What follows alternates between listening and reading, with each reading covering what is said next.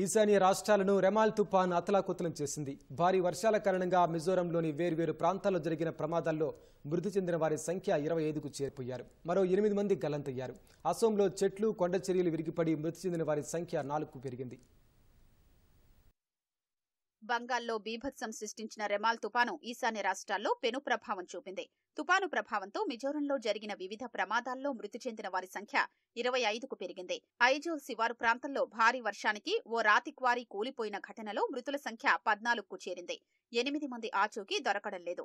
వారి కోసం సహాయక చర్యలు కొనసాగుతున్నాయి. ఐజోల్ సమీపంలోని లిమెన్ వద్ద కొండ చర్యలు విరిగిపడి అనేక ఇళ్లు కూలిపోయాయి. ఈ ఘటనలో 5గురు ప్రాణాలు కోల్పోయారు. 4 గల్లంతయ్యారు.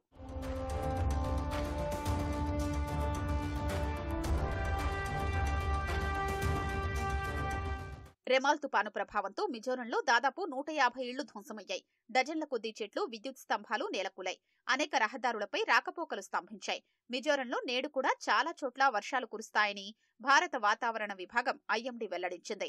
ఉరుములు, మెరుపులతో ఈదురుగాలులు వీస్తాయని తెలిపింది.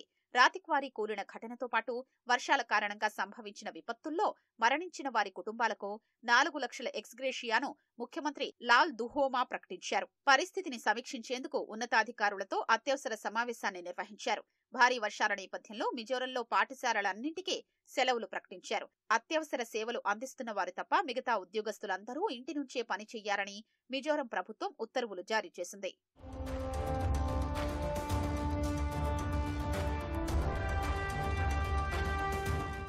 రెమాల్ తుఫాను ప్రభావంతో అసోంలో కూడా భారీ వర్షాలు కురుస్తున్నాయి. అసోంలో మంగళవారం జరిగిన వేర్వేరు ప్రమాదాల్లో ఒక మహిళ సహా 4 మృతి చెందారు. 18 మంది గాయపడ్డారు. కమ్రూపు జిల్లాలో చెట్టు కూరడంతో లావణ్య కుమారి అనే 60 ఏళ్ల మహిళ మృతి చెందింది.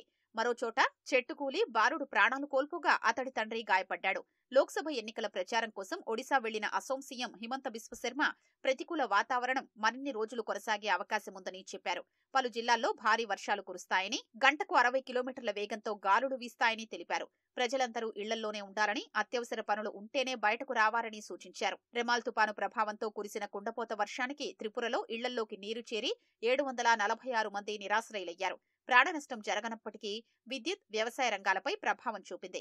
మేఘాలయలో వర్షాల వల్ల సంభవించిన ప్రమాదాల్లో 2 వ్యక్తులు మరణించారు. 500 మందికి పైగా గాయపడ్డారు.